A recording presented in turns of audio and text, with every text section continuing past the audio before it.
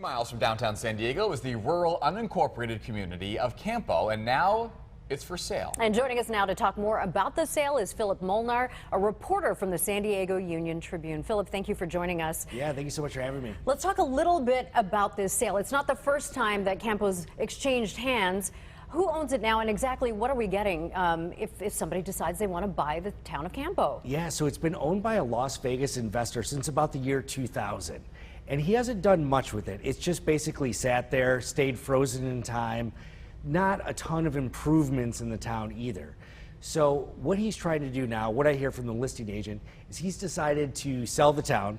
It's nothing too crazy. He's getting older, wants to get rid of some of his investments.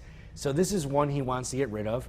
So the agent actually got the listing on Thursday. This is all really fast, and it's just going out to the world today.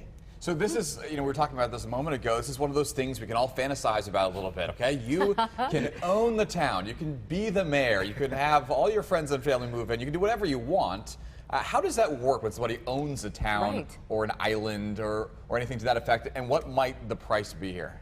Well, okay, so it's unincorporated, so you wouldn't technically be the mayor, but I guess if you wanted to make your own town later, there's the possibility. Buy it first, then incorporate.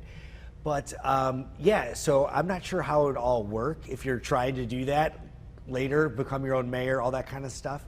But it is a real opportunity to own this quite a large area, 16 acres. So you own all the homes and the buildings and everything, is that how it works? Yeah, there's 28 residences and then 7 commercial properties. So do they rent from the owner? Yes, they rent from the owner, including the U.S. Post Office. I was pretty surprised. U.S. Post Office, there's a VFW hall, there's all sorts of, and of course all the renters there are giving him rent money every month. It's quite cheap. Like the most I think anyone was charged about $900 a month, but you get an apartment for about $600 a month. Border Patrol there as well? The Border Patrol is also renting. The Border Patrol is a huge presence in the community. Well, how are the residents reacting? I mean, this isn't the first time, but how are they feeling about that? It isn't the first time.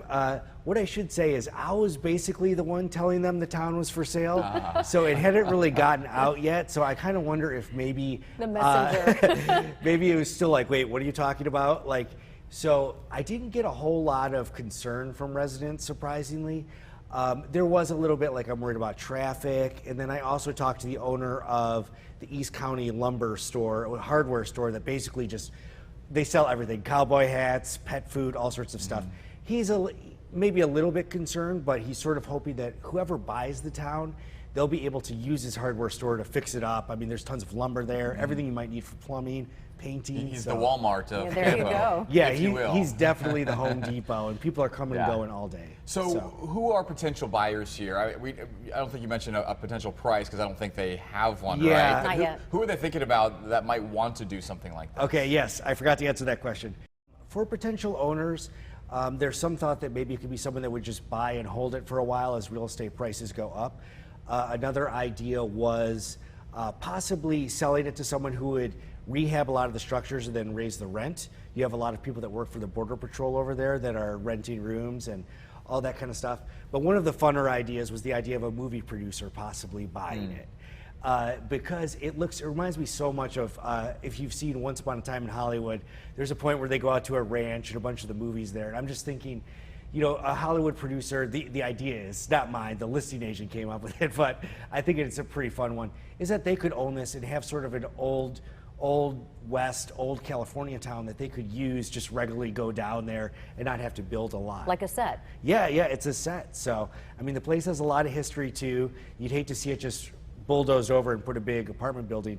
I don't really see that happening with, there'd probably be a big fight if that happens. It's so interesting because you think about housing prices closer to the coast, $3 million buys you a nice house near the coast. Exactly. Not the average person might have that money, but maybe somebody who's on the upper echelon will say, it's a few $1 million, or even somebody from Hollywood.